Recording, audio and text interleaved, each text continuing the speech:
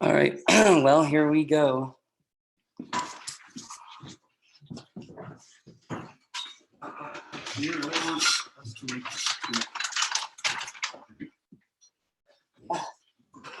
That was the idea.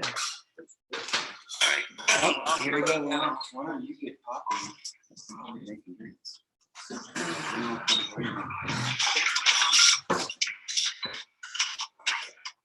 The feedback though. All right.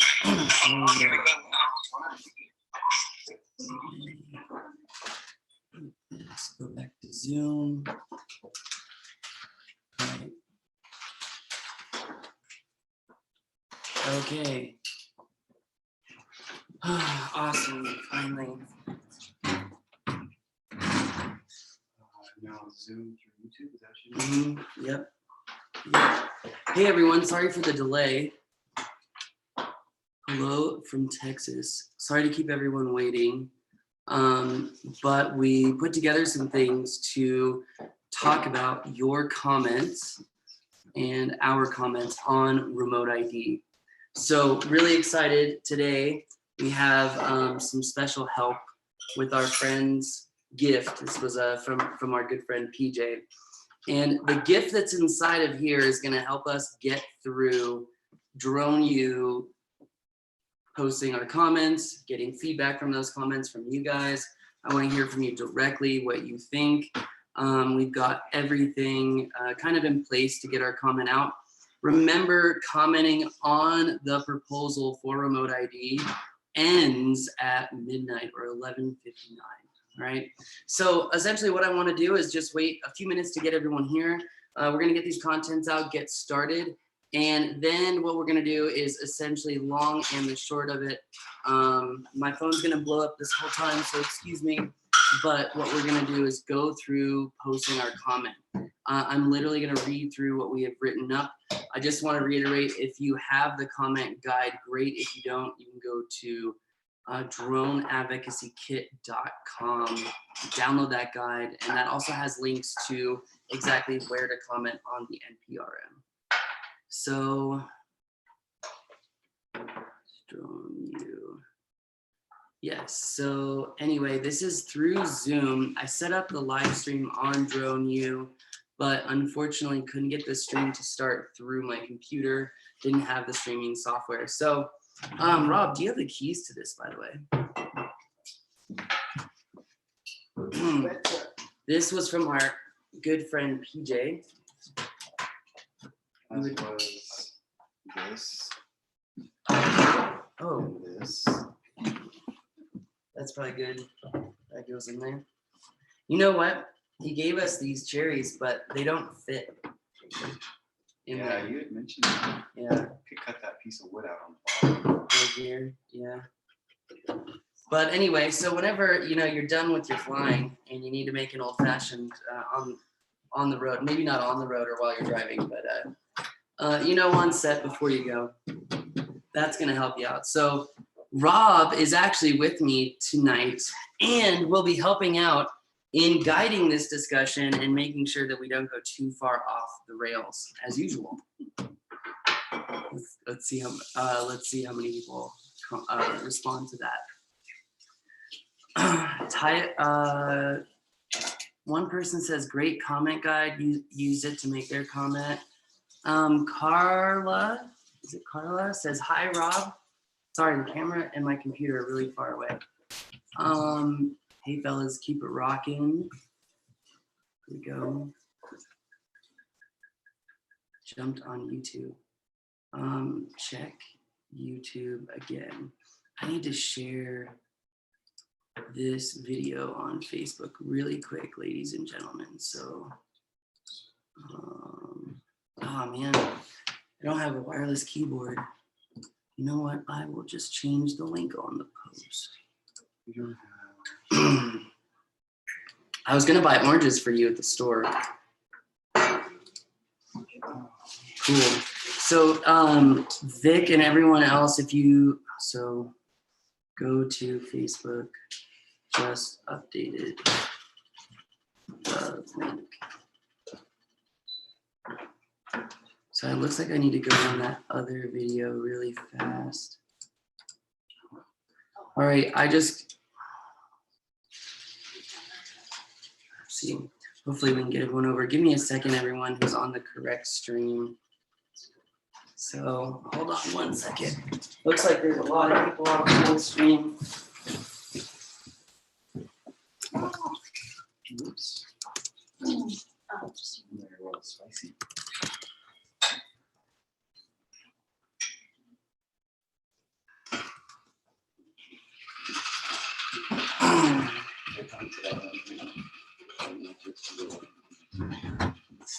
All right, so we'll get back over to the correct stream. Awesome. Oh, wow, a lot more comments. It looks like we could make the 50,000 comments. Hopefully we will. You and I both need a wireless keyboard. Use the guide when it was first posted. Yeah.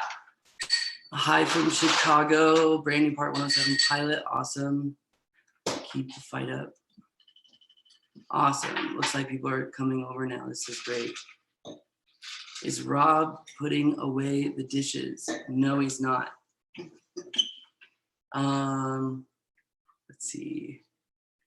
Bloody hell, Paul, says Glenn. Sorry, guys, but yeah, here you go. Hi, PJ. PJ missed the whole unveiling. You know, we're gonna have some assistance tonight in commenting and posting our comment. And it doesn't quite fit in here, but you get the idea. So, and we have some friendly pets here too. So, let's see, just to go over essentially what this webinar is all about. What we're gonna be doing is we wanna run our comment by you.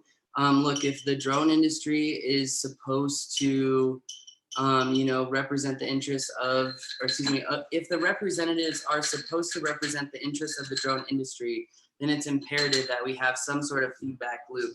So instead of just posting our comment, I thought it would be a great idea to essentially go over what we have planned in commenting, because long and the short of it is we want to make sure that our interests are really your interests. So I've written up our comment. I've used the guide. I've definitely got some more. Here we go. Definitely have some more work to do.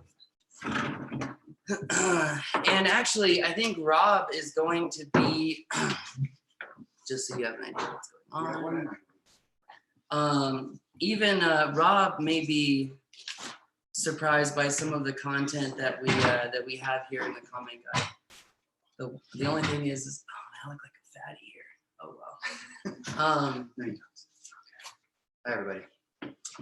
Yeah, so see, there's a delay, but here's the chat. So yeah, and I can make this bigger. So these are actually Manhattans. Oh, I did not go the old-fashioned route.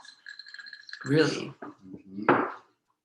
Can't hear you over the noise. Thanks for commenting, everyone. I'm just reading the comments. Yeah, what noise? Remember, they're like 30 seconds to a minute delayed right here. Joining you in spirit with the cocktails. Wow, Rob is not a robot. First time we see you from the chest down. LOL. Really? That's funny. Oh, wow, this delay is strange. So Vic don't watch myself. Vic just chimed in that here. That's why I had this to the side. Oh, nice. Because that's live. Oh, gotcha. Okay. Yeah. So can I just say one thing? Yeah. I just want to clarify that we are Cheers. Cheers. And cheers. We are very safe. We're at my house. And I Ubered here. Paul Ubered here. And Jake's gonna drive me home. Too afraid I don't to drive know them that late. would be safer. No. Actually, my daughter just got her driver's license today. So maybe we will make her give you a ride home. Life on the edge. Oh geez. Now I know what it's gonna feel like when I'm in your, or when you're in my car. That's what it's gonna feel like for me. It hurts. No comment. Anyway, so what we're gonna do is go over again the comment that we have written up, go over where to post it, get your feedback on this, hopefully get 5,000 more comments. Look, Vic says we've got 45,468 comments, and that is a lot. So Haya says, where is my drink? You obviously need one. Someone says that we're Glenn says just white balance. out of focus. Yeah. Oh, there it goes. Yeah. Oh well. Anyway, looks like a couple people are saying some things. There's Matt. Yeah, Matt said. By the way, Matt has a drink. He's watching. I had a big Matt. So I would like to know what that is. I should also say that it feels like Vic should be in the seat, but we did not fly him in for this particular webinar. yeah, they said if we had a mic, it would be helpful. So maybe what we should do is move the computer a little bit further forward. I feel like I have Or we can move this forward that way. Well, that's not gonna. Well, I'm just in terms of the length of your cord. Or do we need an extension cord? Let's see. This might double. And we'll try to speak up too. Trying to think if I have a microphone with me. Give us one moment, folks.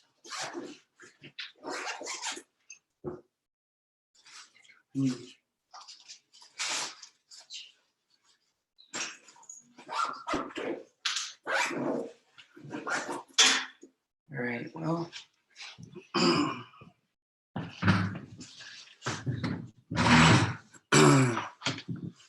So is this better for sound? So I'm gonna go ahead and scroll down. Keep up the great work. All you do for the hobby. How can the commercial pilot link with the cable infrastructure? He's drinking an old fashioned. Matt's drinking an old fashioned. Nice. How can a commercial pilot link with the cable infrastructure on a project that is development where it doesn't exist yet? The camera is focusing weird. From a soon to be 107 pilot that's watching you guys for the last year. Thank you for all that you're doing. Thank you. I wish they accepted comments from overseas. I may be in Australia, but if you need it, we will follow. Scares the hell out of me. Agreed. Check, check, check, check, check. Better sound says, Schaefer says yes. Good. Drone DJ, yes. Mitch, yes. Yes, yes, yes. Okay, so are you guys ready to go over the guide itself? Because I know, we put out the comment guide. Really, really grateful for people like Vic, people like Dave Messina. Holy cow.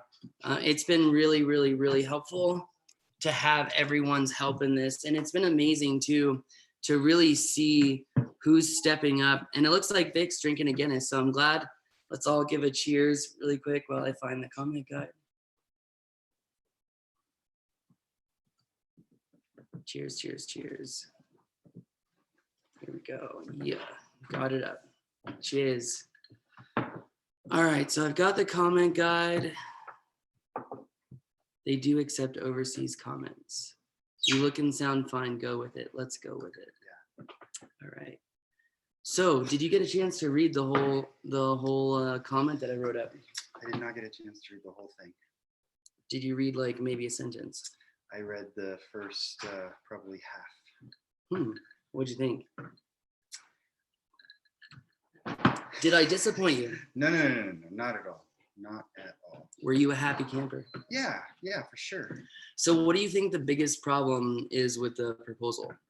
You're asking me? Yeah. I think that one of the tenets of our Speak up.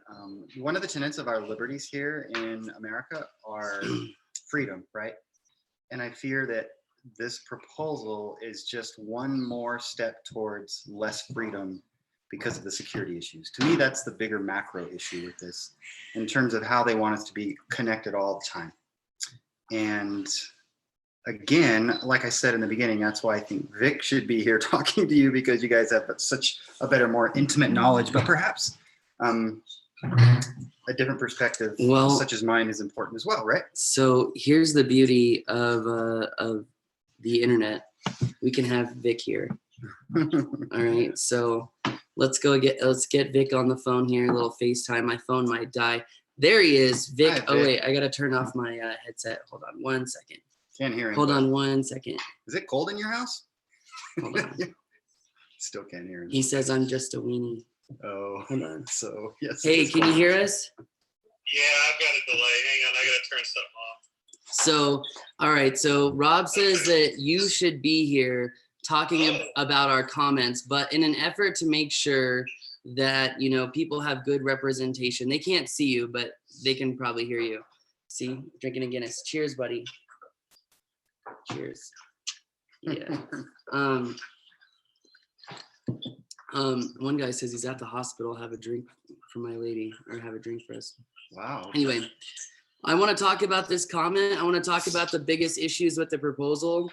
I kind of wrote the comment guide, as you know, with the top-down approach. This way, if we solve these large macro problems, we can solve multiple problems in succession therein. So I thought with the way that we are planning on commenting, and at first, I really thought that I would just kind of copy and paste this, albeit it's becoming, I think, more than 5,000 characters, and we're going to have to attach a PDF. But I did, it works great. Yeah, and so Vic, you've written multiple comments now for different groups that you're a part of. What do you think are the biggest issues that face the industry with the proposed remote ID rules? The biggest one's going to be pilot ID on location. Dave Schwalm, you're my hero. And then the second one is going to be cost, and having to put a, having to have the internet access to what all is involved in there. But pilot location, guys and gals, is the main issue. And just the safety that compromises in a very, very big way. Oh, I see. Okay, so the idea that everybody would know potentially where a particular pilot is specifically what you're referring to. Yep, it's a huge issue. Yeah, I agree as well, because essentially with the proposed remote ID rules, it's not really specifically clear who has access to the data, just that there's a data set that showcases the telemetry of the drone. No, it's perfectly clear in the NPRM. It says that this will be publicly available via the USS. It's worse than I It thought. says it in there twice. I thought though, Vic, that it said that they would not necessarily make that available initially. Nope. The only thing you don't make available is the pilot personal information. So your address, your phone number, your name, that kind of thing. But the DHS wants pilot location, they call it ground station, pilot location available to the general public. Yeah, and that is absolutely going to cause a lot of problems, as we've already seen the problems from California, as we've already seen the problems in Florida. I mean, there are fear-driven humans who are shooting at drones thinking that it's okay, and I think that that's only going to increase with providing, you know, pilot information. Here's the thing. Here's the analogy I think that's important. That's gonna, I think, resonate with Rob and his family who's watching behind. So Emily, Rob's daughter, just got her driver's license, right?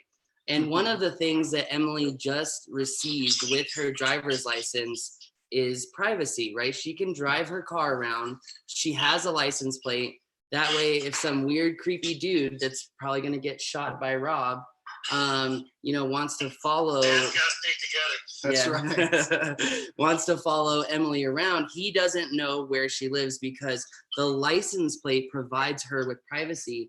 And what the FAA would do if, let's say that maybe Emily wanted to take a drone taxi or whatever, well, we would now know that it was Emily flying, or Emily's drone taxi, whatever. Let's just say she was flying a drone.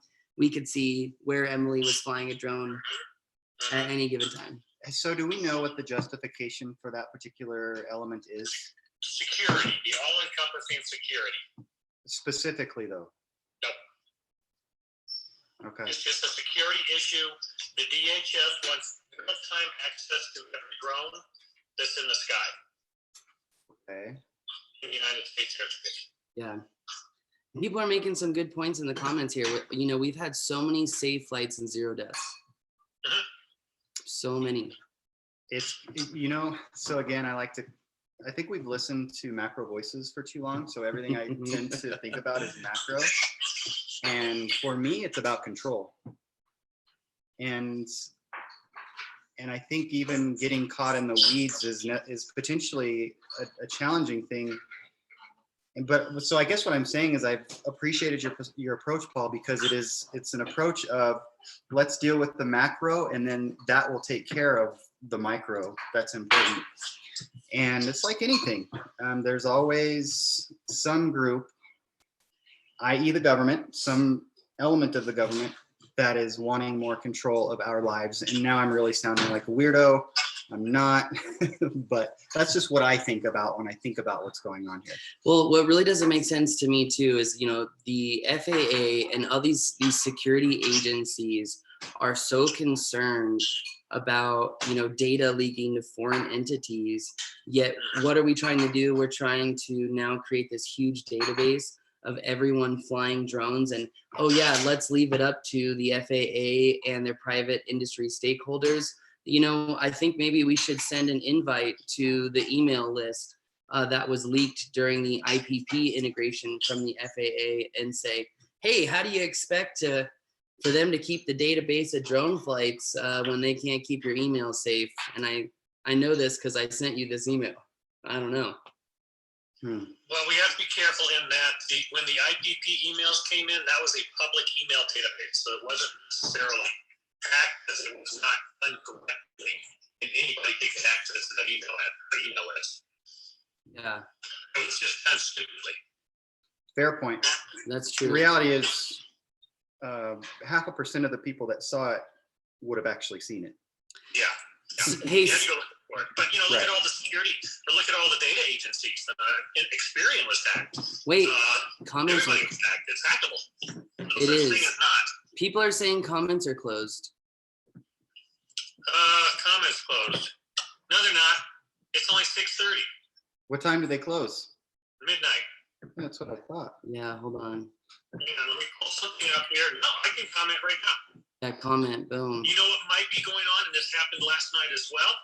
They are getting inundated. They actually they were down for an hour last night because people were trying to comment. Too many people were trying to comment. Wow. But Yeah. someone says Equifax can't stay secure. What makes you think the FAA will? I couldn't agree more. Someone, Vera Drone says public pilot location is a problem for me. Puerto Rico crime is rising and it's not safe. Just be hearing this. Yeah. Now, okay, go ahead. You're gonna say something? Well, yeah, I was just gonna say there's just this movement towards more and more of our data, our information, our privacy being made not private.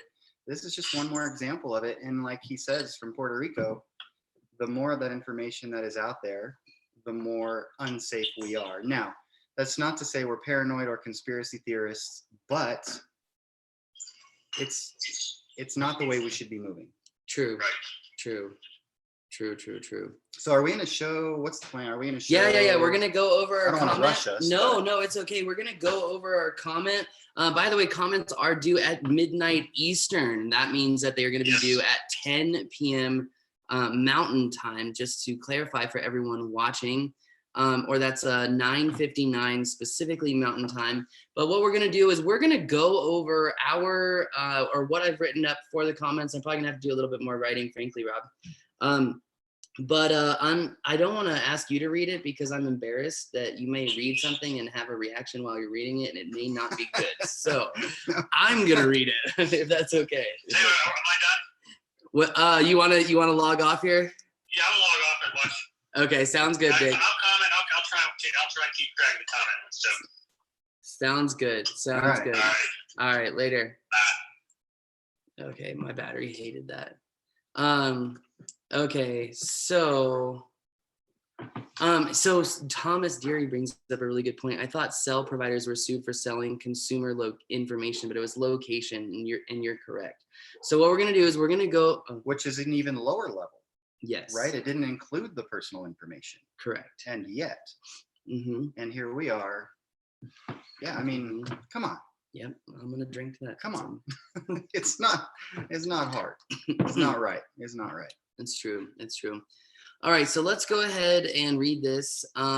So when you're commenting, by the way, make sure in the first paragraph when you comment that you do talk about who you are, maybe discuss a little bit about your personal story, And if you're a commercial pilot, if you're a recreational pilot, and talk about specifically what and how your life would really transform because of these rules. Because I think if you really look at it in that sense, and you're able to tell the story that people can really kind of relate to, I think that you're going to find that your comment is a lot more useful. So so what we're going to do, we got, wow, so many comments, holy cow. So what we're going to do is go over our comments. So at Drone U, it is our strong desire to see the UAV industry thrive in the safest, most universally beneficial way possible. Great job. My contribution. That was a very good line there, Rob. So I'm just saying, I think that was good. It's truth. So Drone U offers online and in-person experiential flight training that is represented in 110 countries across the globe. Drone U is committed to promoting and improving the unmanned aerospace industry and hobby in the United States. Our mission has been quite successful so far as podcast downloads exceeded 2.4 million. I pulled that number off of Blueberry. Our entire flight crew represents a deep passion to take flight and an understanding that safety is the foundation of skill, success, and our livelihoods.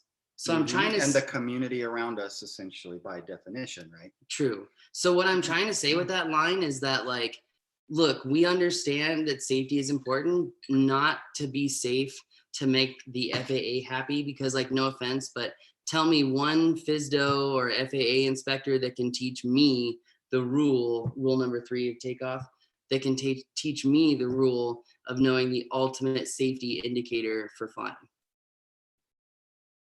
I bet there's one out there, but yeah, there's a lot. There's a lot. The point is I think that as far as that's concerned, we're on the same page. Right? Cool. And I think everybody watching and listening is as well. Yeah, I mean, look, safety is, you have to know your environment. You have to learn spatial awareness. You have to learn depth perception when you're flying. If you're trying to learn how to make a banking right turn inside of half of a football field, you do it 20 or 30 times, you're going to fly it one way. You do it 100 times, you're going to fly it completely differently. I mean, it's this understanding that safety builds skill, the skill builds a success, because flying safe ultimately builds a livelihood. Absolutely. So anyway, all right, we got a lot of comments here before we go to the next paragraph. How many people have seen the copy and paste comments from all the AMA subs? It is depressing. It is depressing. Did you see that? I did not see. I mean, I know it's thousands, right? At first, AMA put out to just cut, copy, and paste. Right, I did see that, sure. Yeah, but then they put out, don't do that. So that was good. That's good. But by then it was, well, maybe some of those people that had cut, copied, and pasted went back and redid their comment. Most probably didn't, but hopefully some did. I don't know if that's possible. Can you do that? Can I think you can. Like edit? I think you can comment more than once. Okay. Vic, let us know. Can you comment more than once? Old Gravy Leg FPV says, why change things when the new first generation of tech and risk an impeccable safety record? I agree, man. I agree. Sure, Google, Apple, cell companies are tracing you. However, the NPRM allows the general public to track you, and that's different. Agreed. So, yep. Safety is the foundation, gold. So Vic is the one who told us that we should start with the little humble brag, even though I really didn't want to do the humble brag. I just wanted to get into this is messed up, but professionalism. We're a flight school. We are, and I think it's not done to fool anybody. It's reality. It's how we make decisions as to, for example, who's going to be a part of the Drone U team, right? We have a very clear example of that very recently that we won't go into, but true. So it's not fluff. No, it's at least a function or a part of the foundation. Yeah, without a doubt. It's true. It's true. So Vic says we can comment multiple times. Hopefully I won't cough to death on the webinar. Some water. It's a good drink. Just sucking it down. Anyway. All right, moving on. Okay, so we can do multiple comments. Oh, okay. Vic said he's commented twice. Wow. So there's 7,849 copy and paste AMA comments. That is not a Shirley Temple trick. The FAA is supposed to read all the comments, consider the alternatives proposed, and then make a final ruling. That's right. Someone above asked, so what happens after we comment? The answer is they're supposed to review the comments, consider them, and then make a final ruling. What's the time frame though? I mean, we're talking, let's just, worst case, don't shoot me. Worst case is it goes through exactly as written. We're talking 18, 24 months before that would. They were talking, I believe, a 3-year implementation period, meaning that they would try to implement this in 3 years. Okay. But I'm not sure how long it would actually take. So that being said, it looks like Mr. Schaefer is already on his second old fashioned. So I find that interesting. I don't know that I would do that on camera. Not that he is. That's obviously. funny. That's funny. So, all right, let's keep reading. Let's keep going over our comment because we really want to go over the main points that we see as problematic. Hopefully you guys can continue commenting. Please do, because again, more intelligent comments, the better. Yeah. See how the delay, don't choke. See, it's like a couple minutes. Yeah. Anyway, so all right. So continuing on with our comment, we left off with success or our livelihoods. Yes. What? Go ahead. I was just reading a comment. Final rule is 8 to 18 months. So, okay. So we're continuing on with our comment to the FAA. After reviewing the currently proposed remote ID regulations, our entire flight crew wondered how the FAA would expect the industry to accept the rules as written. With many valid recommendations given to the FAA from the ARC committee, many were shocked to see the proposed rules lacking these recommendations. Unfortunately, the remote ID regulations as proposed would severely and immediately damage the drone industry and only serve the goals of security officials and unmanned air carriers. As Albert Einstein once wrote, I fear the day when technology overlaps with our humanity. The world will only have a generation of idiots. We fear that the day may have arrived as the FAA may have relied on information lacking practical flight operations perspective. And with technology providing answers to our questions, we begin to believe information from unreliable sources only chasing your attention. They have received answers to questions that may have laid a rocky foundation for the national airspace system. Practical information might have caused further review of the proposed remote ID rules. In the pursuit of security, this proposal could potentially create the greatest security threat ever witnessed originating from the skies. I would like you, because I read that sentence, and that's a pretty profound sentence, but I'd like you to kind of maybe go a little deeper on that specific sentence. Why? Sure. Okay, so how do you solve all crime? I don't know. Okay, how do you solve all crime? Let's take some lessons from military history. Project Angel Fire, used in Iraq back in 2006, I believe, to 2010. Project Angel Fire, what it did is it snapped a photo every second, click, click, click, click, click of the entire area. Okay. And so what it would allow is it would essentially allow anyone a persistent surveillance of an area. So if someone robbed a bank and there were images of that area at that time, we could see what car arrived. And then with imagery outstanding of the area or as an outlier, we could then follow that car back in time. And essentially, instead of chasing them with the police, we could just follow them through imagery. Now, that's not what I'm concerned about. What I'm concerned about is and I'm going to talk about this in our remote ID comment here, but one of the biggest issues is what if foreign intelligence has an orthomosaic of critical infrastructure, aka what if they have a super detailed map of the layout of our critical infrastructure to be used for nefarious purposes. One of the main concerns of government is that our drones were connected and leaking information all over the world. Sure. Okay, so what's the key performance indicator of the leak? Well, it's an internet connection. Now the FAA is asking that all drones are internet connected, providing data over a remote ID USS, which is essentially a centralized database of information. Now, here's the thing. In kernels and packets of this information, thumbnails are sent of imagery that is taken during the flights. In the backlog of certain security systems, you can see this information. Well, if we were to have foreign intelligence hack the remote ID USS database, what essentially would happen is you could download all the thumbnails around the entire United States and literally have a pretty good orthomosaic and information that you really do not want foreign intelligence to have.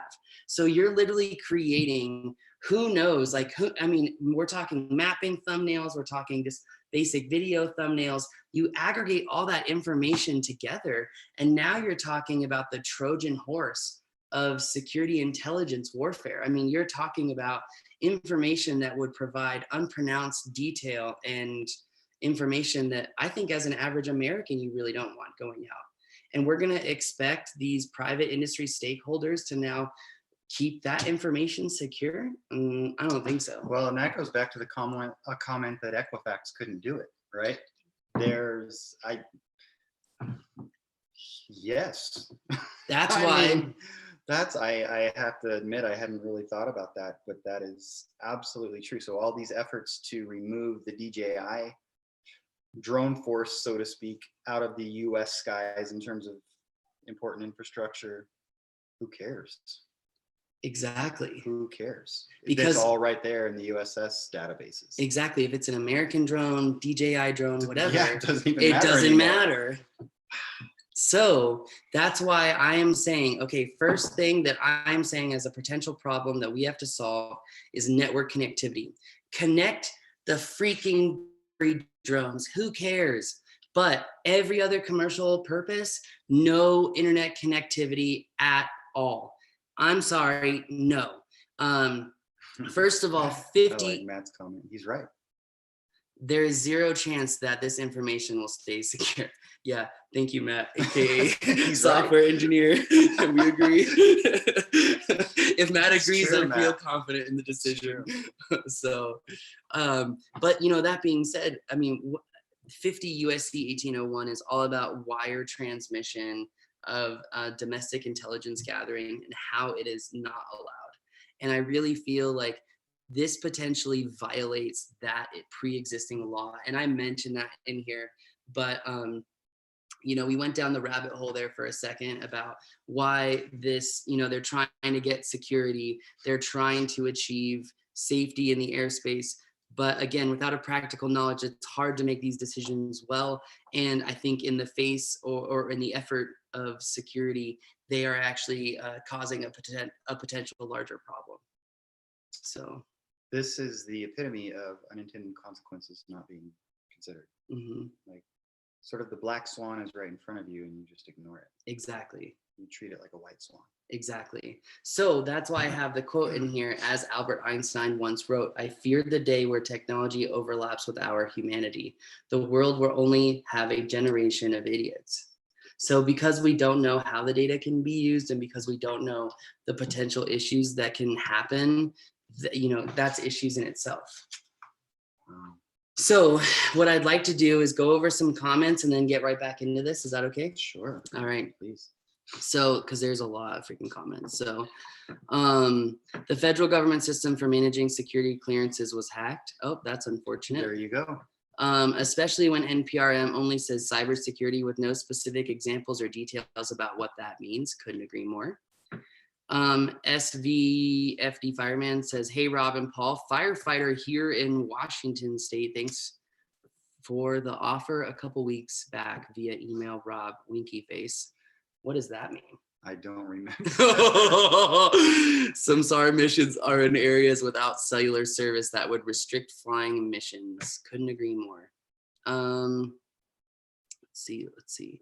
Okay, it's not how it'll be hacked if it's a fact on when and by who. Couldn't agree more. Criminals will be criminals. Let's not make their jobs easier. Couldn't agree. More calls from India saying that my drone called them saying I have a virus that I need to get rid of.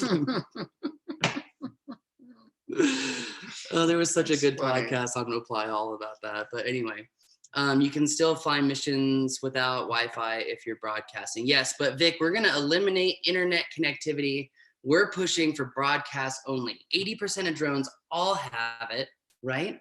If we're already broadcasting this information, it's not my responsibility to pay for the police to have the capability to receive that transmission. That's how I feel. So, let's see. Wow. What? Mitchell is still dealing with the Equifax identity info breach. Oh no. Years later. That sucks, dude. Jordan says security in the airspace with funky letters. Is that like a ransom note? Yeah. Carl says we're already there with self-driving cars. Chris Knight says, I know this concerns drones, but I see this even in broader to anything radio controlled, perhaps. Yeah. What about like little gimbal RC cars, you know? I saw one of those today, by the way. Really? Was it just a high clearance or something? It had like 9-inch tires, like the Evolve skateboard. Yeah. But they were like thick, like 5 inches wide. That's cool. So, just think about how much more info would be breached. Couldn't agree more. So someone says somewhat, oh, see how fast these are coming in. Holy cow. Wait, where did that go? You were there, right there. Okay. Wait, no, that wasn't it. No. That one. No, I don't know. Holy cow, there's a lot of comments. There Here it we is. go. Right there. Someone submitted a great comment on the NPRM that tallied up the cost of existing hardware that would be made obsolete. And it was surpassed some threshold that was important. I think that was Kenji. Vic, do you mind getting Kenji on the horn really fast? It's sad we're talking about how government is trying to take more freedom and rights away from us in 2020. Couldn't agree more. Yeah. It's just poor leadership. Okay, that's all. So many rabbit trails on that, but we won't. From work, we would have 500,000 in instantly obsolete aerial production gear, and I personally have probably 15 grand of personal gear. Yeah, how do you think we feel? You know, where's my check? We're all in that boat. Seriously. Plus we have to pay a fee to have our data out there. Yeah, I agree. It's a problem. SAR is a really good point for not having internet connectivity, as most people won't get lost if they have cell. Can you say hi to me too? Hi. Who said that? Yep. Up to 236. Yeah. How did we get to this point? Was it because of a few that do not obey the existing laws? Hold on. Vic from Kenji, if you can get the cost, sheets that he wrote up today in the DSPA, that would be sick. Sorry. You have something to say? I'm laughing at Lloyd Cochran's comment. I'm not Paul, when are you going to be on Dancing with the That's actually really funny. Why is that funny? I don't know. Just because. This double chin ain't gonna look good. I would love to see it. Anyway, okay, let's get back to this. All right. What if, how do we get to this point? How do we get to this point? We got to this point because of lack of organization and divide and conquer strategy, in my opinion. Also, what's extremely frustrating, and I'm not sure if mentioning it really gets us any points in our comments, but I think it's really freaking sketchy how this was dropped on us December 26th, and then the actual proposal came out on the 31st. Like, are they trying to play on the fact that it takes corporations a couple months to say, this is what I'm going to say? I mean, I'm not happy about that. Yeah. Okay, so let's keep moving. So the new Space Force will track it. That's funny. Has everyone on this stream commented? I hope you have. I hope you have as well. Great point, Justin. So, all right, let's get back to the comment that we wrote up. So we left off with the fear. We fear that the day may have arrived the FAA relied on poor information. So now we're moving on to, we believe in order to solve real problems, we must present solutions learned from experience. Data-driven decisions can help significantly. But without real world experience, it is hard to know what's plausible versus what's verified. Practical experience is quintessential to solve problems with long-term solutions that serve all parties involved. And can you delete in mind? So I think some of these paragraphs it would be helpful for you to sort of explain what your thinking is. And I'm not talking about 10 minutes. 30 seconds, whatever it takes. I think just really quickly, it's important to say that, like, look, if there were more people that were on the DAC, for example, that were actually drone pilots, we wouldn't have gotten to this point. When we say what's plausible is like the idea is, hey, what's ideologically plausible is not actually plausible, meaning that even if you think that this is in the face of or in the name of safety, you could actually be causing more of a safety problem just because you're so unaware of drone operations. Does that make sense? Yeah. So, for example, going back to the issue of the thumbnails potentially being breached, that database from the USS being breached, being an inevitability, I wonder if anybody brought that up in these discussions, right? Did someone say, hey, what about this? And if so, what the heck was the response to that? That's a very good question. I would be really curious to know that. Yeah, that's a really good question. Someone said bingo. I saw even this group where they said race RC cars on a track they made that anyone can control from any room or device from anywhere in the world remotely. And then Carl said, why invite the people they're trying to alienate when there is a lack of compliance on a massive scale? Will this whole remote ID thing go belly up? That is a fantastic question. And that's something that Vic wrote in his UAS Colorado comment, which was, what does compliance look like if the proposed rules go in effect as is?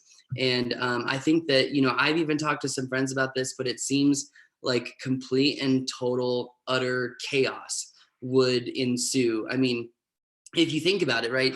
I mean, I think DHS and DOD, who really, it seems like a lot of this remote ID proposed language came from. Why do I say that? There's no risk-based performance style language in the proposal that we're seeing from the NPRM.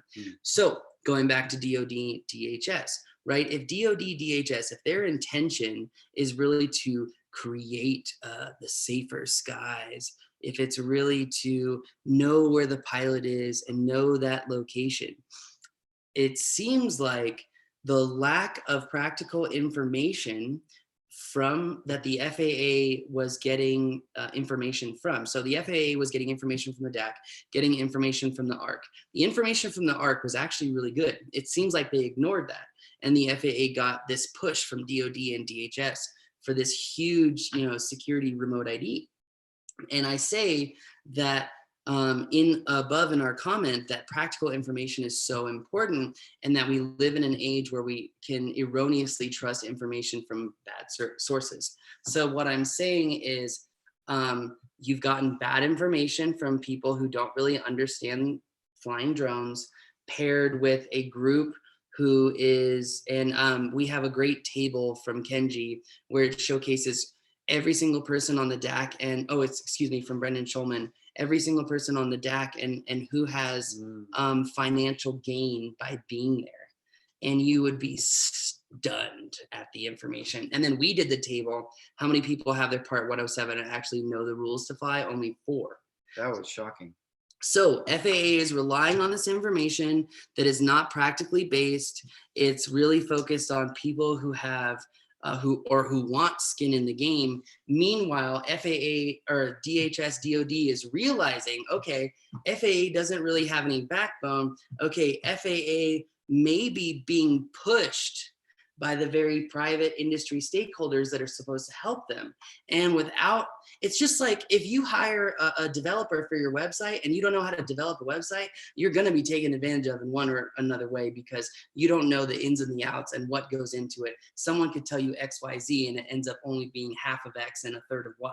You really don't know. Sure. And so what I'm saying is that this lack of good information paired with people who are saying, they maybe really are not getting it and then are pushing security. It seems like this is why we are where we are. Yeah, I think makes a good point there. Why are there military contractors on the DAC? Solid question. Seems peculiar. So, and Vic says cost-wise, we're looking at $10 to $55 a month to literally have our privacy yanked from us for USS fees. So people like Kitty Hawk and Air Map and all that crap. who, by the way, at the last DAC meeting, I overheard in some of the recordings, some official told another owner of a company, I don't want to say who because I don't want the repercussions, told them, you're a remote ID USS, shut up and let remote ID go through and stop commenting on it. I mean, if you go back in the DAC recordings, you can actually hear it on YouTube. Mhm. So, Well, I don't know if I should say this, but I mean, I think the reality is sometimes there are costs associated with doing business. I know nobody would argue with that. That's not as big of a deal to me. I don't think that's where our focus should be. I mean, I don't like it, and I think the way Vic puts it is great in terms of, yes, I'm paying to have my security and freedom yanked from me, or not security, but my freedom and privacy, sorry, yanked from me. So in that context, yes, but I don't want to get hung up on the cost, because I think, frankly, I think that's a distraction of what the bigger issues are. The reality is business and running a business costs money, and a few extra bucks a month for a legitimate reason. Let's just get past that.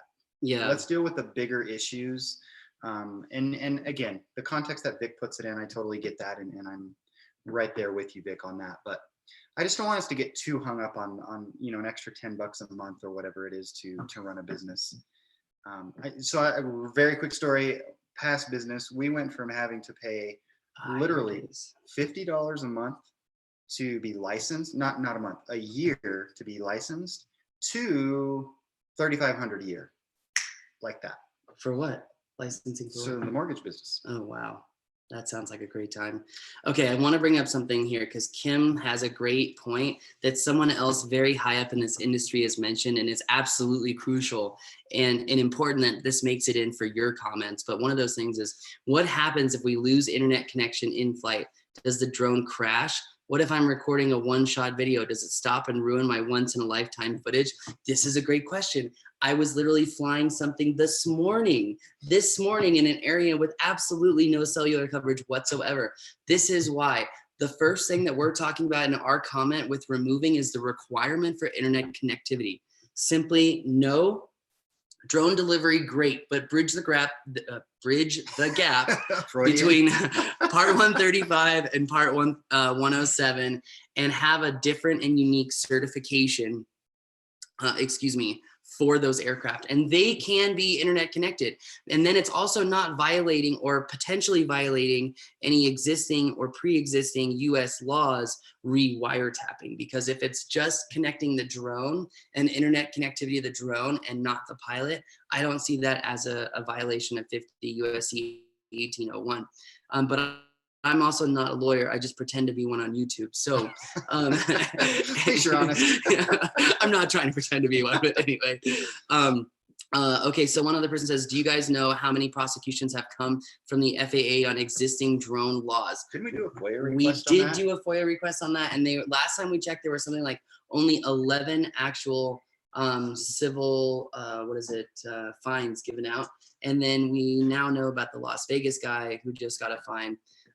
But as far as I can tell, I think we're still at least sub three figures that I'm aware of. Very low number, given particularly the number of drones in the air, as well as the number of 107 pilots. True, but it also begs that question of what does the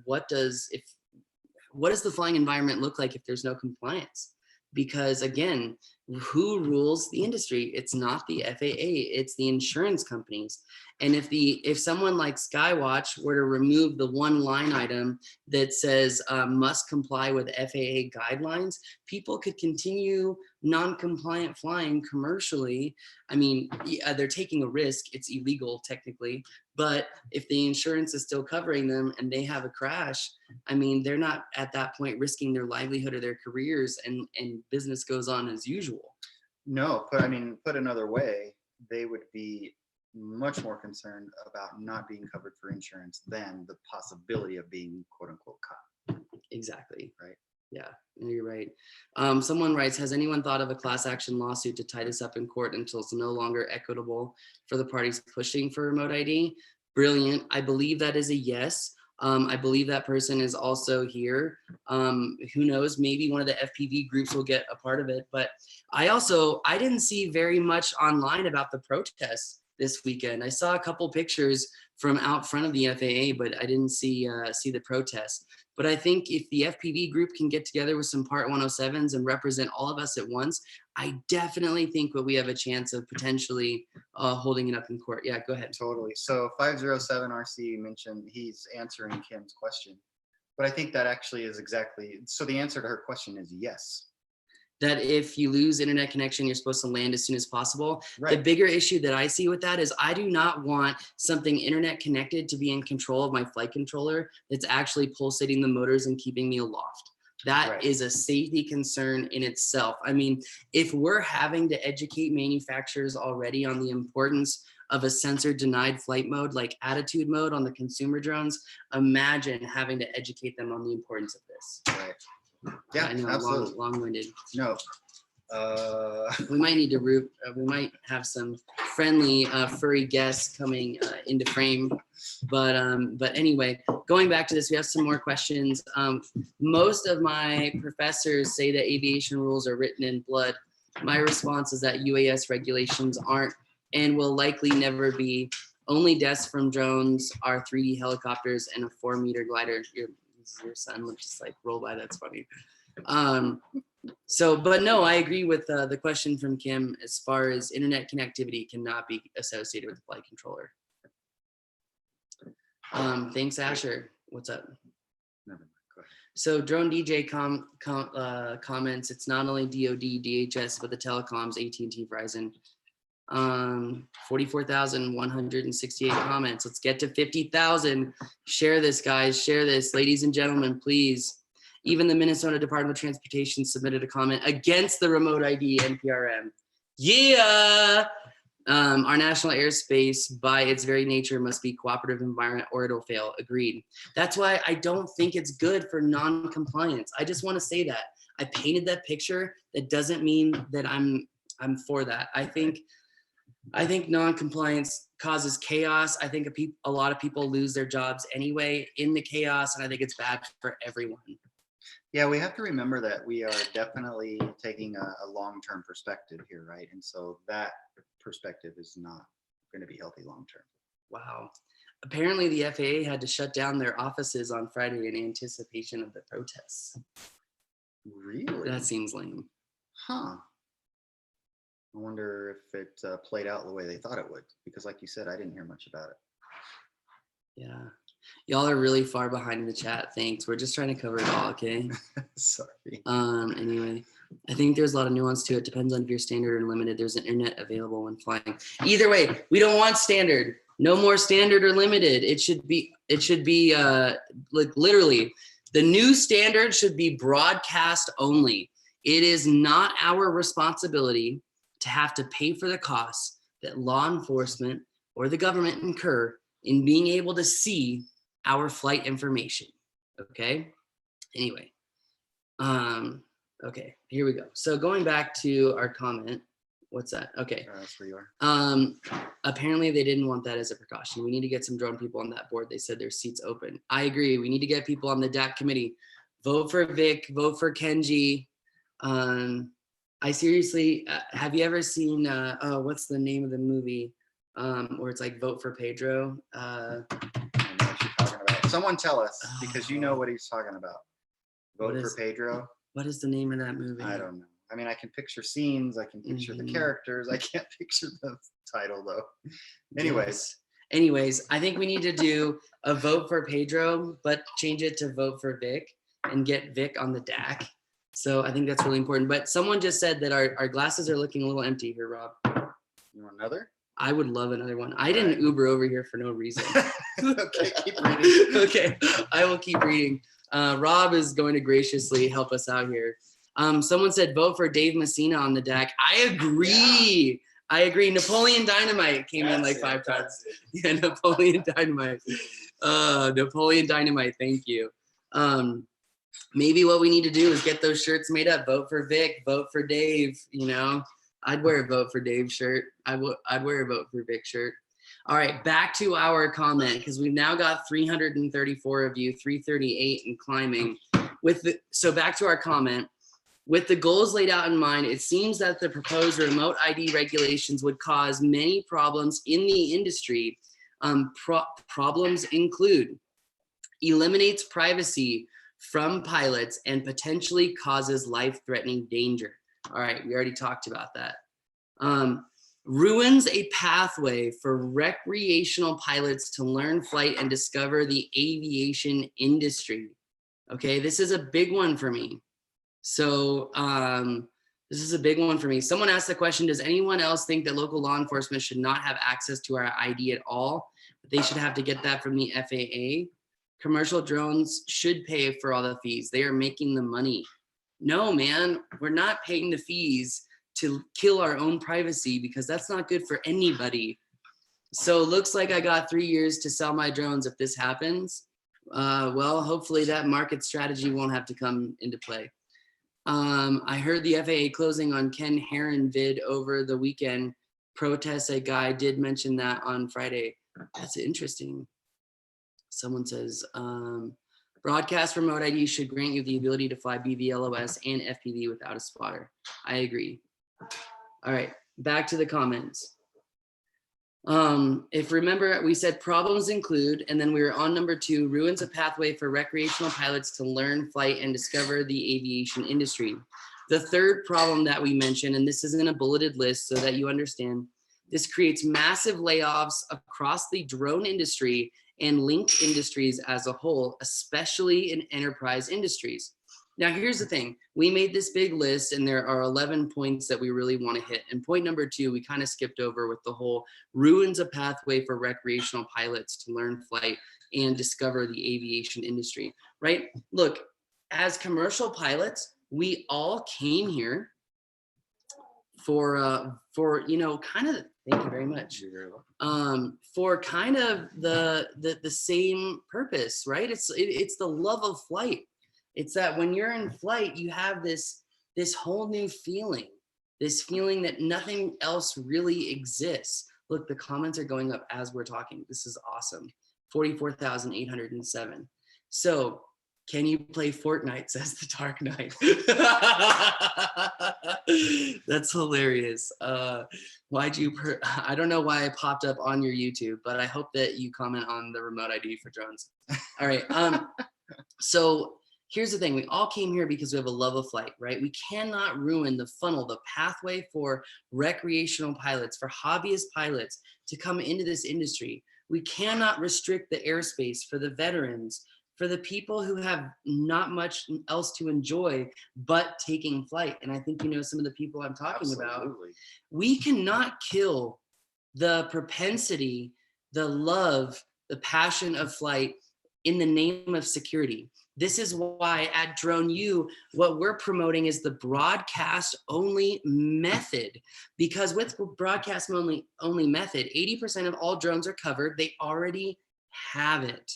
It already exists, okay? For recreational pilots who don't meet this broadcast only standard, they should not be limited to FRIAs. They should be allowed to fly in Class G airspace, like literally utilizing maybe a similar system that we see as far as lands, right? Because at the end of the day, the FAA, DOD, DHS, they want to know where the flights are taking place. And if we have this Lance-like system, a lot like what Dave Messina described in Class G airspace, we can allow not only the veterans to take flight, not only just regular average Joes to take flight, but what we can also allow are the educational institutions, the schools. We can allow kids who are in STEM programs learning to build drones to take that drone to go outside and know what it feels like to take flight. Sure.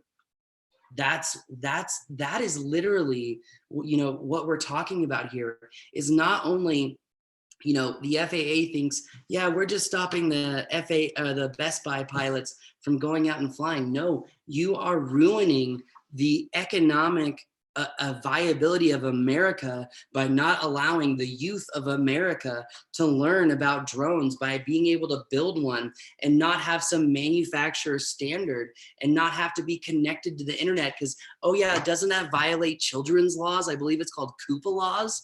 So, I mean, let's talk about what does the future of America look like under these proposed remote ID laws? And it looks like a dumber generation.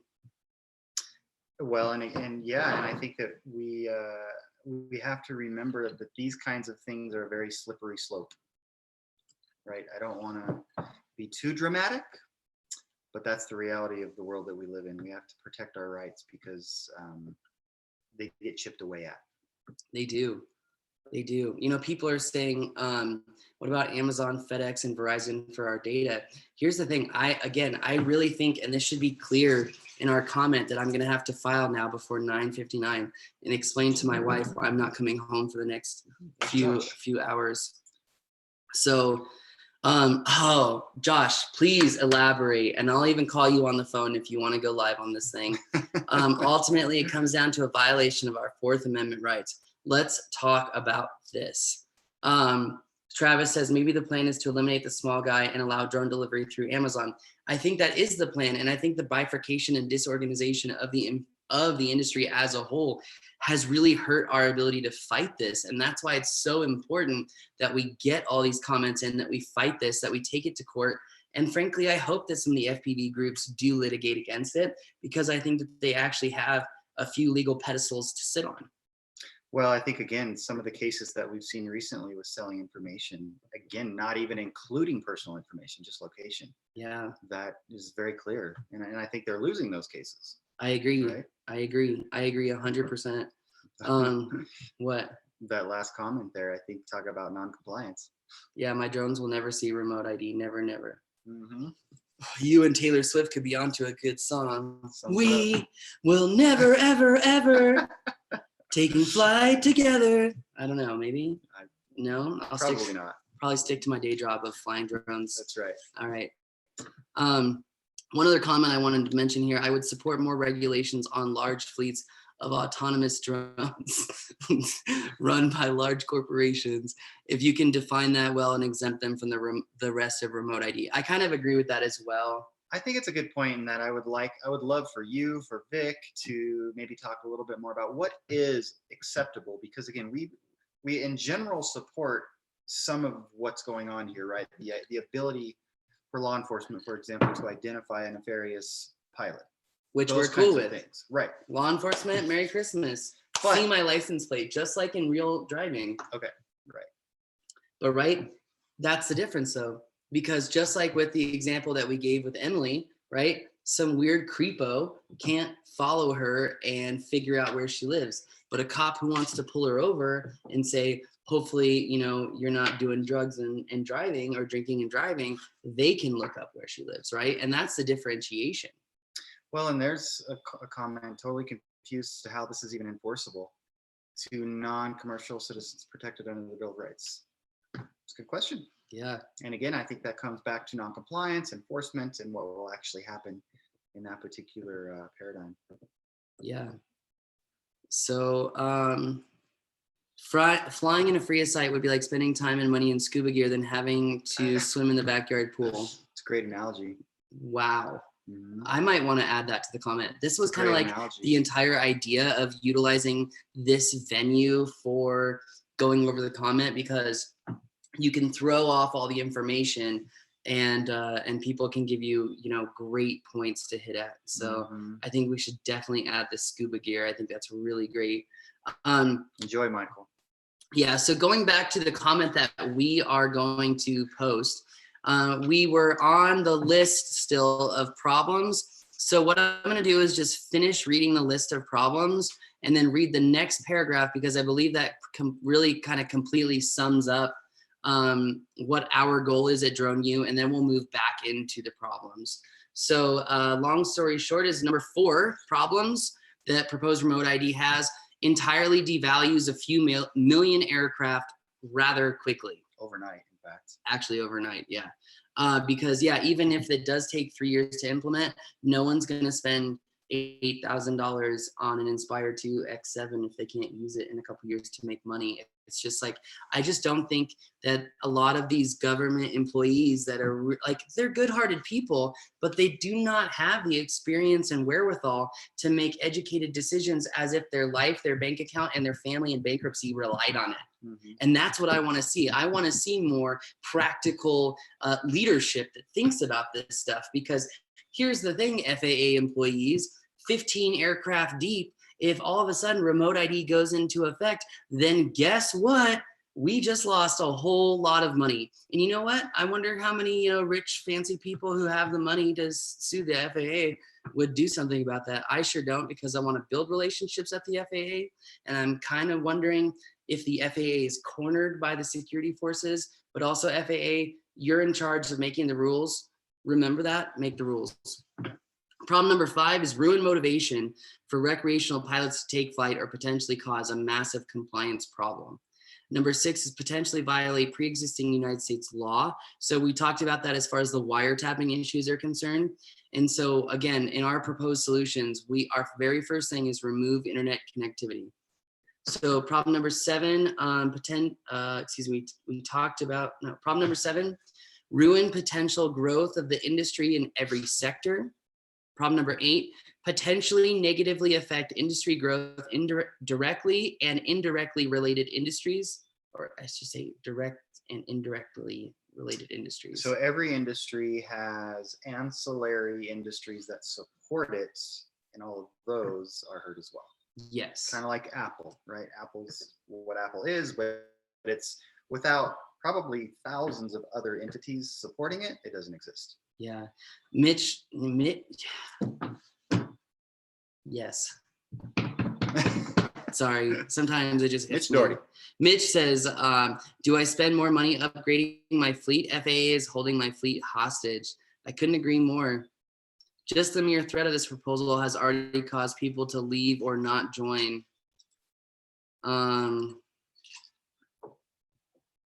Someone says, I kind of feel that someone will come out with some kind of hack to fool the ID receiver.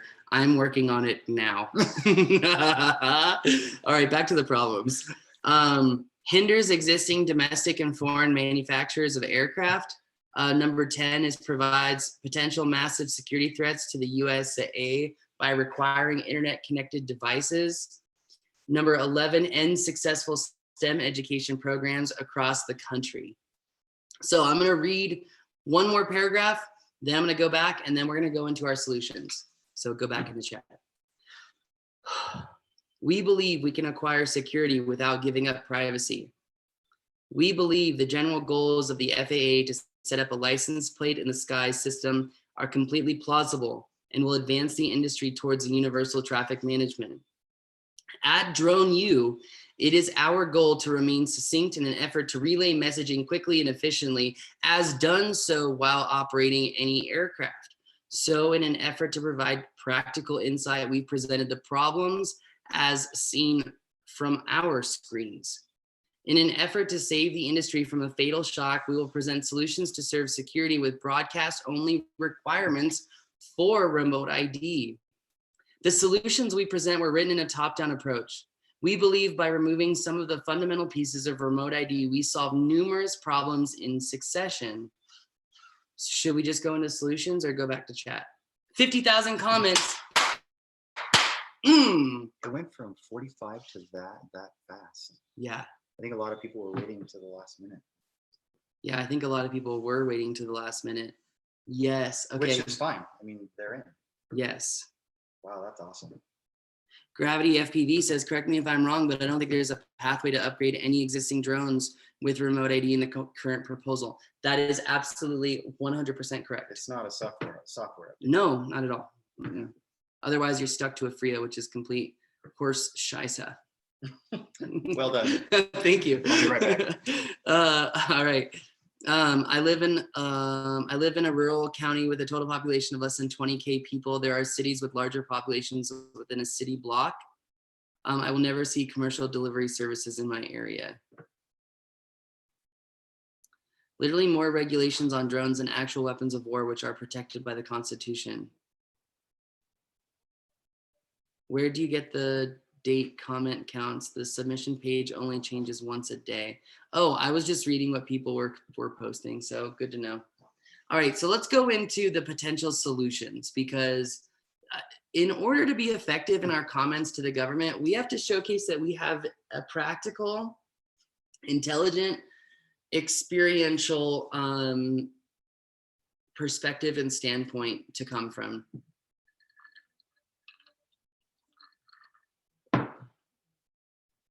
Which means we have to provide solutions. All right. It means we have to provide solutions. So let's discuss solutions. All right. So potential solutions include remove standard operations remote ID, including full removal of internet connection mandate. Number 2, broadcast remote ID should become the standard. All right. The public should never have access to pilot location or information. Remove ANSI and internet requirement for manufacturing drones. Remove recreational drone certification. All non-broadcast only drones and operations to take flight in Class G. This means the FPV racers. This means the Mavic Minis, the Sparks, the Mavic Airs, the Mavic 2 Zooms, the Mavic 2 Pros, the people that don't have Part 107, the people that simply like to come to our country and enjoy a new perspective of our national parks. I feel like the United States is one of the few places in the entire world where you get so many different unique environments so closely laid out to one another. And why can't we allow people to enjoy that? You know, it's so long have we talked about the sovereign rights of our country, but it took us hundreds of years to discuss the sovereign rights of the airspace. So that being said, what if, so this is where I'm letting the comments, Glenn LeBay says, I think an episode of Drunk History is about to begin. It's true, Glenn, good call. You know, I think it's so important that if you're not broadcast, that you can still fly in all of Class G. And solution point number 7, allow notification to security officials via link system in Class G, Class Gulf, to recreational and commercial pilots, meaning that they could get the notification of where things are going down, what's happening via the LANC system, LANC system, whichever you prefer to say. Point number 8, bridge gap between Part 135 and Part 107 operations for drone delivery. Solution number 9, mandate internet connectivity on drone delivery operations only. Point number 10, clarified jurisdiction. The FAA doesn't regulate indoors. Clarify navigable airspace and implement micro drone rules. Let's let the sparks fly. I got a lot of FPV guys in here, so speak up now or forever hold your peace. And I mean that in like the most genuine way. I want to hear what you guys are saying. So at the end of the day, all of these rules really affect who can fly, from kids to teenagers to the guys who just want to discover what flight is like my Uber driver, to the people who then turn into, or those people then transform and turn into commercial pilots. Like, why should we inhibit anyone's ability to take flight? So anyway, all right, moving down in the comments.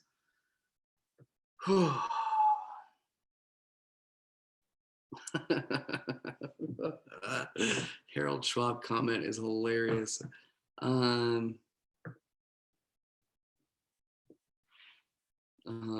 That is really funny.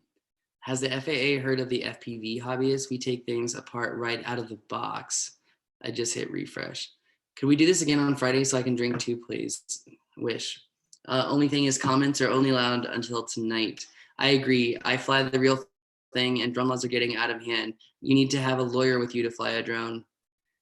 Drone Lord says shielded areas have been mentioned as alternatives for the exemption. Yes, in fact, that was in our FPV guide, or in our guide that an FPV FC helped out with that particular point. And I would be happy to go read that and add it to our comment.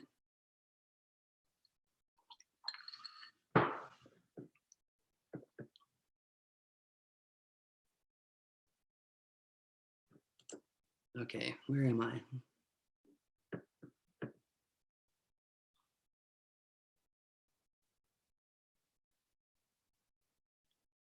Holy cow, there's so many comments. Don't forget that these rules would inadvertently affect flights outside the FAA's jurisdiction. Puts racing drones at a disadvantage when taken to other countries. This NPRM has gotten me some good deals on used drones. Thanks, FAA, just saying. That's terrible. Using drones will reduce workplace injuries and deaths, especially in heavy industry and infrastructure. Couldn't agree more. And that's a great point to bring up, right? With the internet connectivity provision, if anyone is working in critical infrastructure, oil and gas, or secure federal facility, secure government facility, etc., unfortunately, due to their necessity to meet the requirements of pre-existing security laws, they will not be able to fly drones if they have to be connected to the internet. Now, I understand public safety can get exemptions to this, but here's the thing: how long did it take the FAA to do exemptions, or to bring up exemptions, or allow for a standardized system of exemptions for BVLOS, for flight over people, for flight over moving cars? Like, I mean, I think it's completely unacceptable to even think that it's possible for the FAA to come up with these systems for exemptions. That's why I'm not pushing exemptions. So Drone Lord says, my 1-year-old 3500 M2ED will be a paperweight in 3 years unless I want to make thermal images at the AMA field.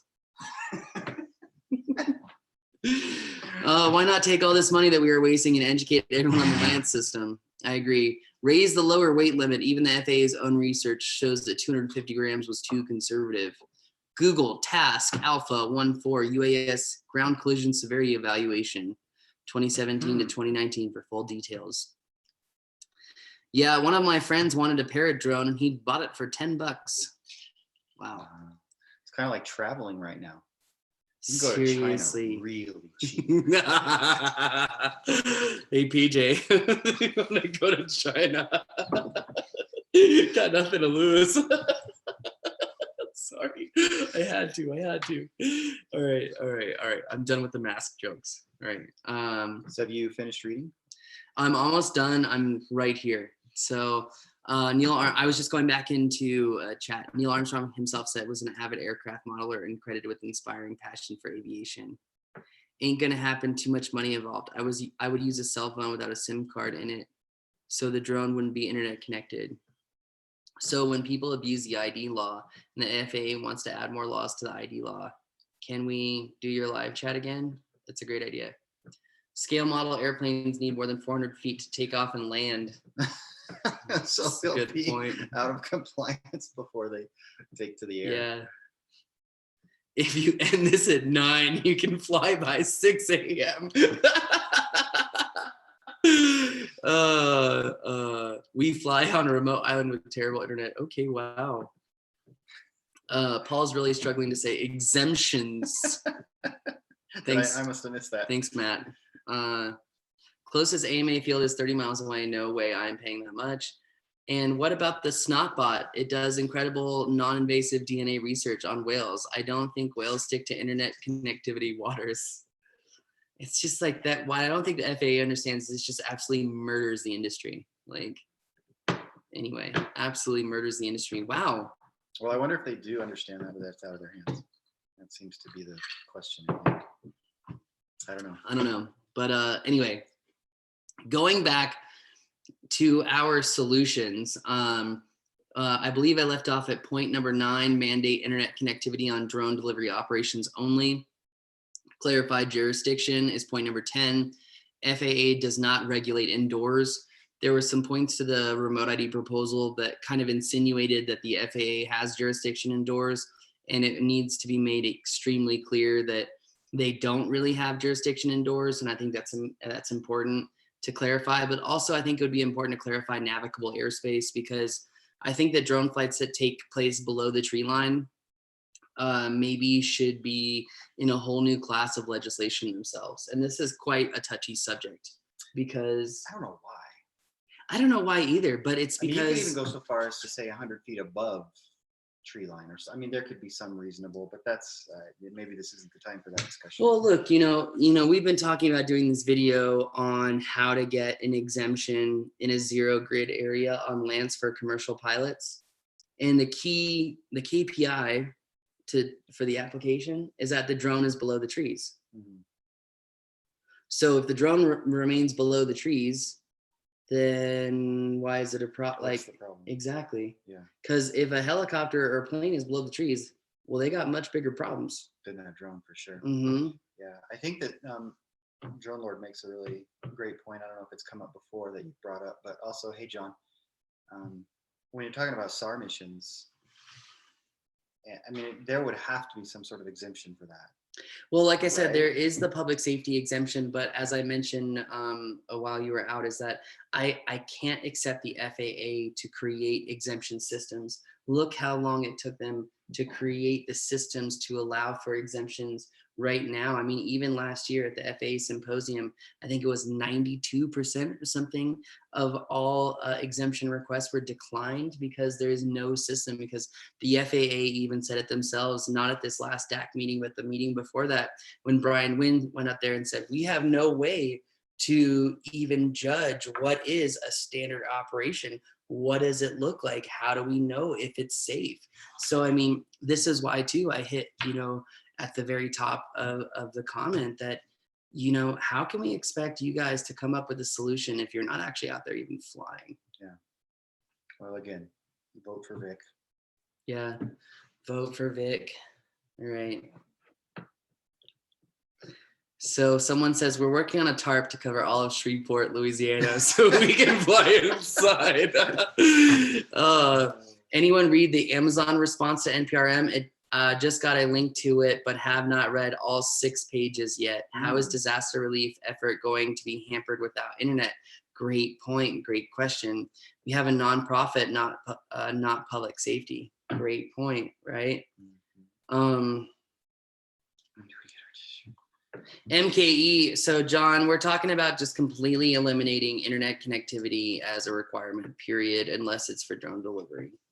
At the DAC meeting the other day, they talked about shielded flights below trees and in proximity to structures. Dave Messina, where are you at? Speak up, buddy. In fact, I'm just going to call him. Sorry to put you on the spot, but I'm putting you on the spot. Oh, I hope that he's on here, but maybe not. Oh, he's on here. I already saw him squawk. Oh, you did? Mm-hmm. But I forgot to put his name in here. So it says maybe Dave Messina. So I can't search Dave Messina. There it is. Dave, call.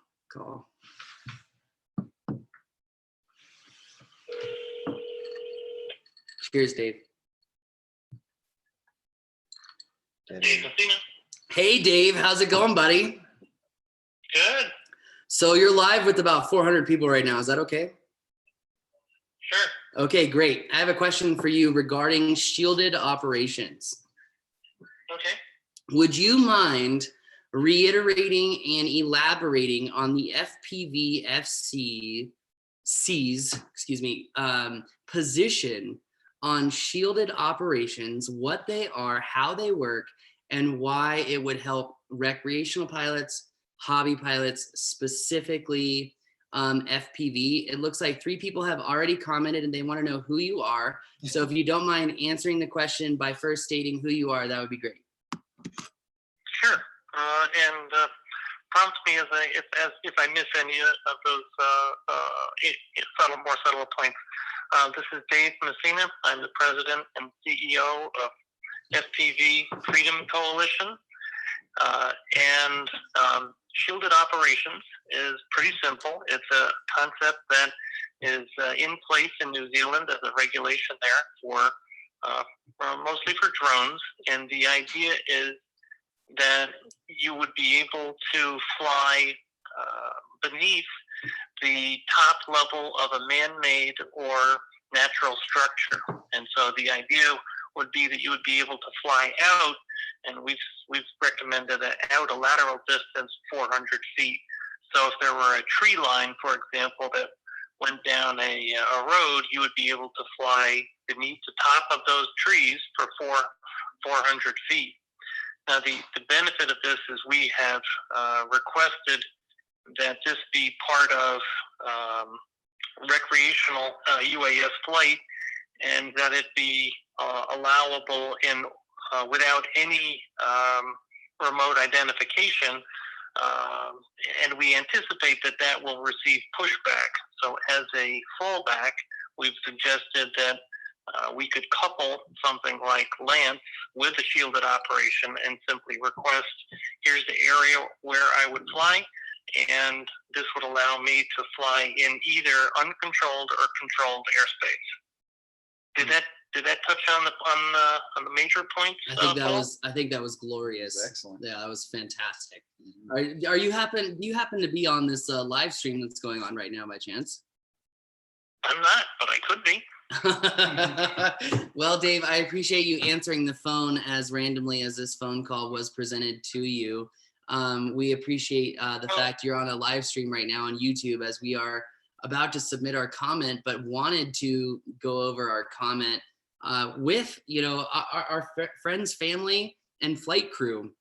So we appreciate you getting on the phone and really helping us understand what shielded operations look like, because we believe that it seems like shielded operations should be somewhat the standard based off of whatever, the definition truly is of what is quote unquote navigable airspace. Because if I'm flying a Cinewhoop, for example, even if I'm doing confined space searches for public safety, you would think both sides of the gamut would really want this, because it would allow for them to fly again below the trees, whether it's for film, whether again it's for public safety confined space training. It seems like this shielded operations would really cut or carve a pathway moving forward for all of the intended users. Agreed. And I can further mention that in the presentation that I gave to the Drone Advisory Committee of the FAA this past week, there were a group of about 36 folks from manned aviation associations, unmanned organizations, including DJI, AMA, and others, and we were talking about the UAS facility maps and how they should be changed and refined. And I was able to recommend shielded operations as part of that proposal, and so it's in there in the PDF file on FAA DAC, and it was universally accepted by a very diverse group of people who were air traffic controllers, air traffic management, airline ALPA, Airline Pilots Association, and others. So it was great to hear that people who are responsible for managing airports were supportive of shielded operations as well.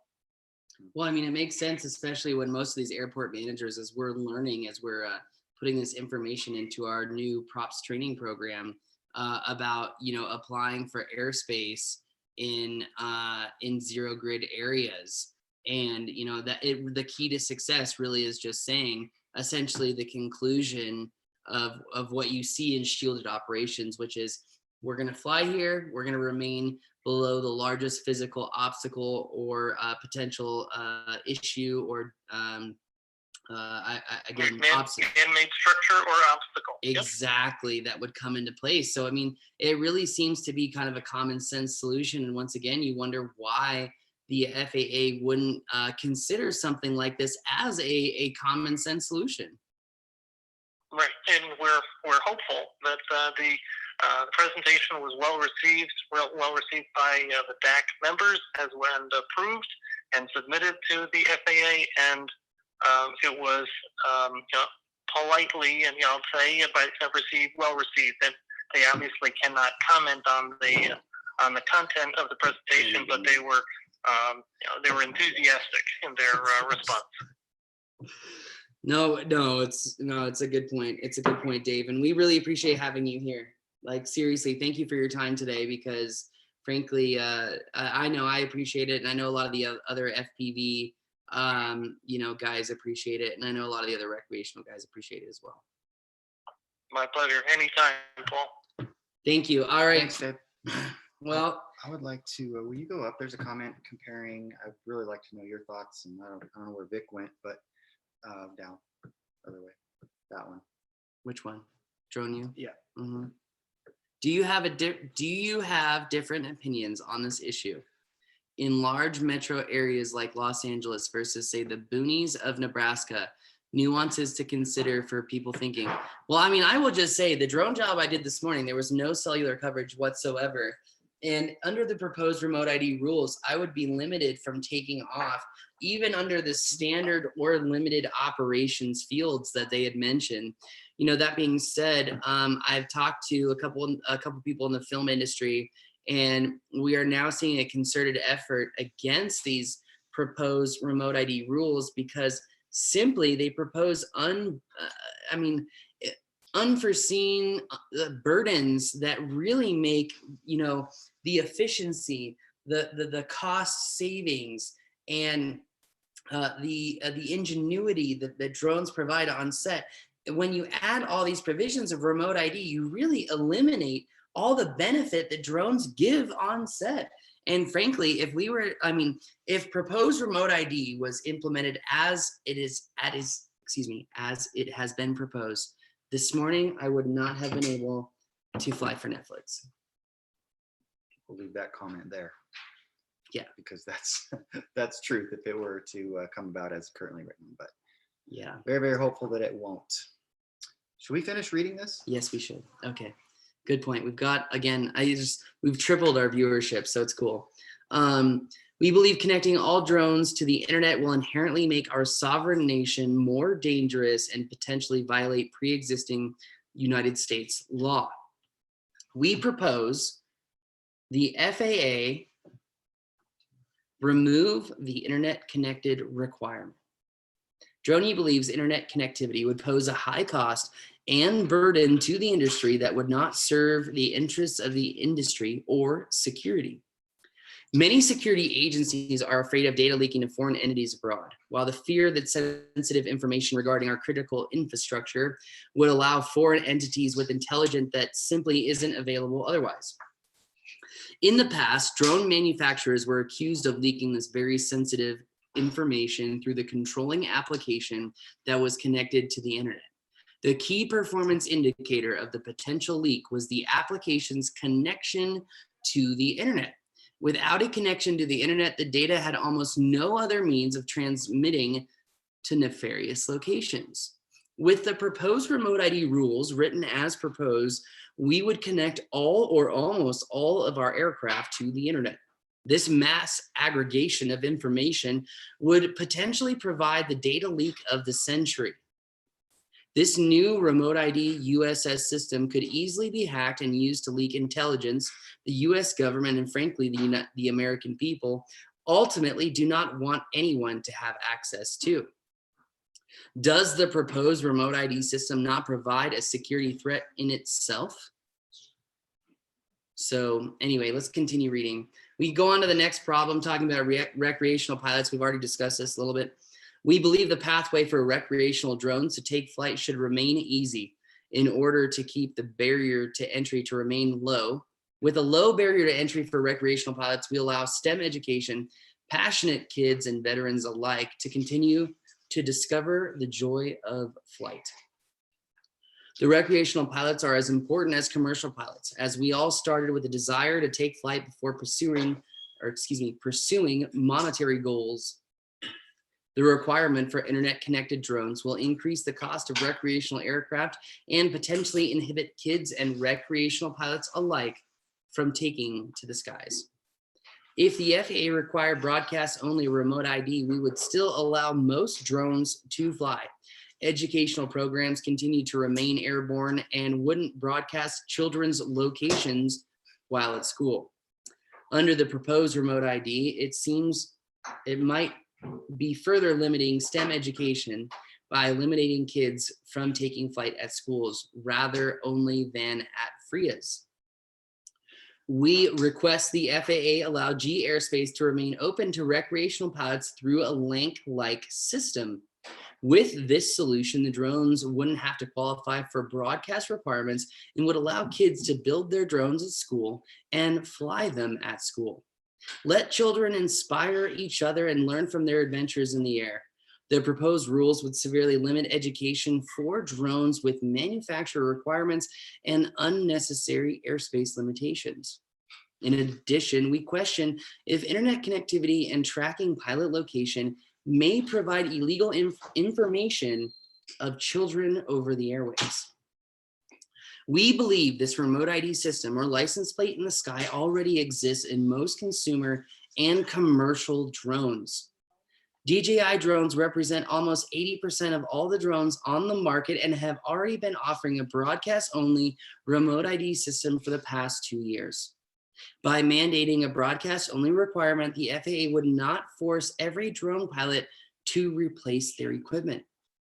We believe that the existing remote ID system, already built into 80% of all the drones, would satisfy the concerns of the FAA and security officials.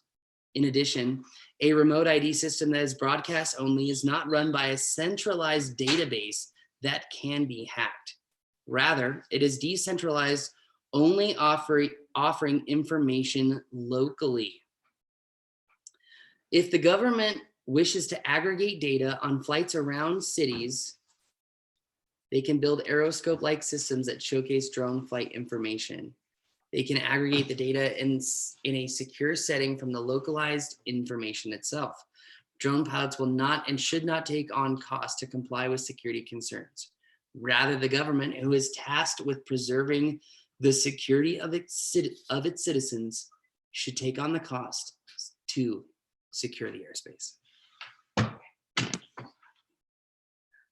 What do you think? We're cruising. Are you proud? I'm very proud. Well, pretty much from there on in, that's all the information I need to add about solving the other problems that we mentioned. Gotcha. Yeah, I mean, I would love, part of the idea here was to get comments from everybody here, right? That's As true. To what their thoughts are on the comments, what they might add, what they might subtract. I don't know if there's a lot to subtract here, but perhaps add. Oops. Someone said, can't contract you guys for my eBay orders?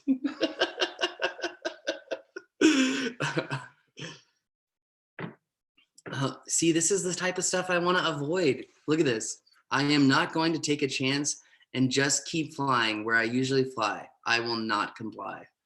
Well, sure. I hear you. He's the thanks, Drone DJ. Thanks, Aya. Yeah.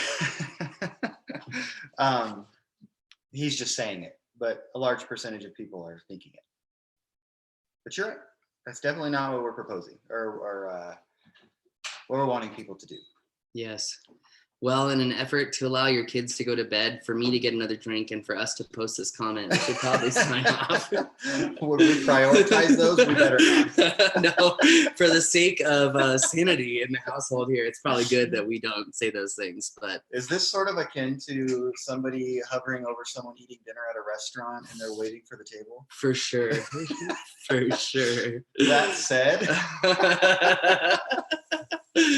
I think we've done enough damage. That is true.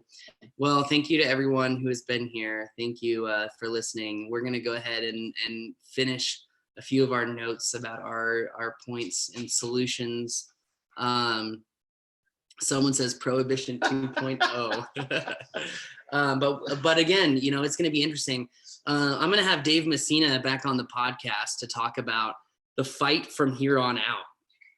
Dave Messina, who is the president and CEO of FPV Freedom Coalition, has done more work than just about anyone that I have seen in the industry, maybe other than Brennan Schulman, whose 90-page or 100-page report will be out shortly. So make sure and go and check that out. So SDFD Fireman says, I'm getting cuter by the beer, Rob.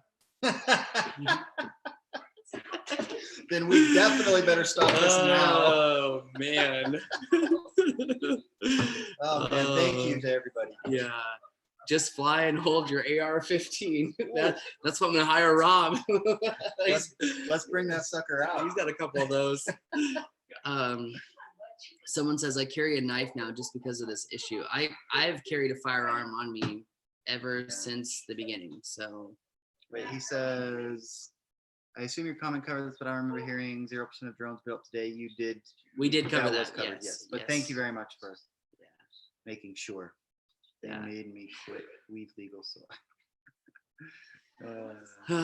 But anyway, thank you. Thanks, Ladies and Matt. gentlemen, share this last minute. Who knows how many comments we can get. I'm gonna have to go home, Uber home, tell my wife I can't spend time with her and finish this comment. So. You might as well finish it here. That way, when you get home. Ooh, good idea. Good idea. Yeah, there's no Very rush. good idea. I might be a little late in the office tomorrow too. So As long as you don't upset Hoel, we're good. owner privilege. Just No. I'm just kidding. But anyway, thank you everyone for watching. It's because of you that we're here. So we're gonna go ahead and end the broadcast now, but we really do appreciate you being here. So Oh, yeah, no one's put up the comment count, but it's well over we 50,000. can check the comment count really fast here. But someone was saying it's only posted once a day. Well, then I don't know how they were getting those updated numbers. This says the last time I loaded the page, it said 45,468. Loading, drum roll. 45,468. Huh. I think we're gonna get well over 50K. Wonder where that 50,000 number came from. See, this is the thing. Look, this guy is so I'm 100% disabled, and if I get approached, I'm gonna get hostile, and like that makes sense. Like, here's what the FAA is not considering is that they're not putting themselves in the shoes of different Americans, and it needs to happen. It needs. Someone says they saw 50,847. It's confirmed 3 times. Yep. So anyway, 50 plus from Matt. wow. Awesome. Anyway, All well, thank you very much. Yep, thanks. We'll see everyone in Dallas next week. We're doing a search and rescue, disaster relief, flight mastery, drone mapping, boot camp. Got 3 classes. We'll see you in Texas next week. So if you want to join us, support the fight for flight, you're in the right spot. My name is Paul. I'm Rob. This is Thank you. This is a New York production brought to you by Dave and John Schwalm. We're not going to let them GFY. sign off. That'd get bad. I'm just kidding. Anyway, but you guys are awesome. So we love you guys. Thank you very much. And we'll go ahead and sign off. Let the YouTube